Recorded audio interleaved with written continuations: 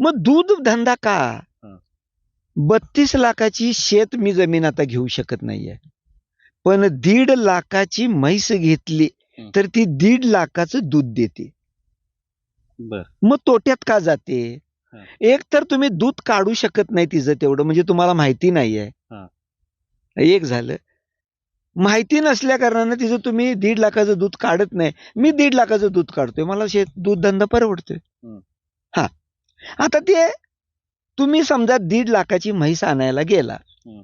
हरियाणाला. मी समजा 1.5 लाखाला घेतली नाही, तर तुम्ही घेणार आहे हं. किंवा हे घेणार आहेत किंवा आणि कोणतरी घेणार आहे. तिची किंमत कशावर ठरते? 1.5 लाख मी का द्यायला लागलोय?